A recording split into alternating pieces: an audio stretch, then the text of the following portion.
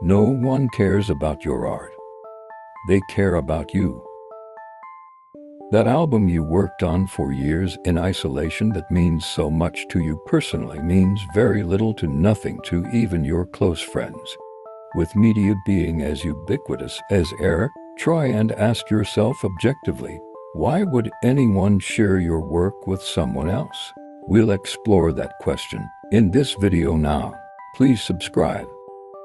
When something explodes into popularity, the instant success is alluring, it looks easy. What many people don't realize is instant successes are usually not as instant as they seem. It is a great illusion by the artist to make success look simple. Many of the artists that seem to get instant notoriety are usually flashes in the pan. Chasing instant success is a recipe for madness. Instead, focus on building momentum. Great art resonates with people's experiences. This is more important for sales than the art resonating with the experiences of the artist. Luckily, they are often the same. Your first buyers that aren't friends or family won't be buying from you because you specifically made it, but because it reminds them of something powerful in their own lives. This could be strong sentimentality or something more subtle. Keeping this in mind, clever artists can play with other people's emotions by using a common design language that resonates deeply with a potential customer. There is a quote from Carl Rogers, an influential psychologist: "What is most personal is most universal."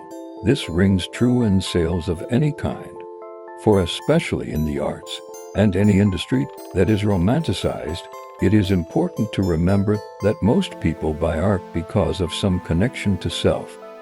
If the most personal is the most universal, it explains why so many artists have trouble selling their work. I don't mean trouble finding buyers, but actual trouble letting go of the work. I know for me personally, when I create something really beautiful by my standards, and it comes out just right, it almost hurts to sell. This pain will be felt in waves through different stages of your growth in business as an artist. If you have that feeling, your work will be more magnetic. That's the feeling of universal meaning. Finding universal meaning in the communion of others brings fulfillment to the artist and connects them to divinity innate in themselves and all beings. This connection is the purpose of life. No one cares about your art. But if you're lucky, they care about you. Today, there's a lot of talk about loneliness, and a lot of people don't seem to understand that a conversation is a two-way street. Pay attention when you meet someone new. How often do they seem to only talk about themselves? It signals a lack of interest in others. Be mindful of this in your interactions. Additionally, you must get over your social anxiety about sharing your work at all. The root of your anxiety is based in the fear of rejection. For many artists, even minor criticism feels like rejection because so much of their hopes and dreams are wrapped up in their work. This crippling condition sidelines many artists before they can even find out if people like their work at all. Creating a smaller group of friends with whom you can share your work is a great way to build healthy confidence and prepare you for fuller release. You may make a few sales, but that's not the goal here.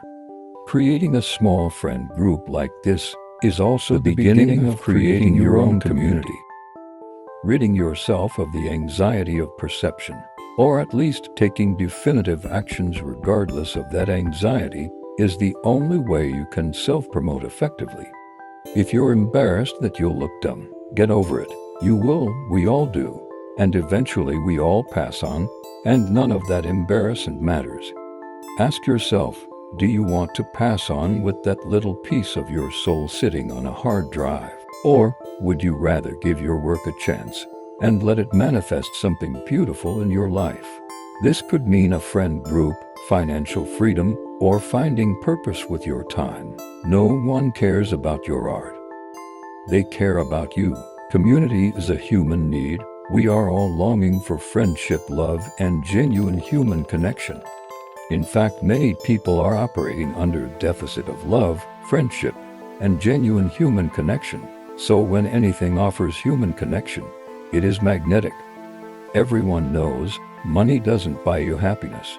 But what if you're selling something that feels like a golden ticket into a community of warm and caring individuals? It may not buy happiness, but it can feel like it puts a down payment towards it. People go to events or support artists to build a connection to a community. How can you encourage that sense of connection? This is different for everyone. No one cares about your art. They care about you.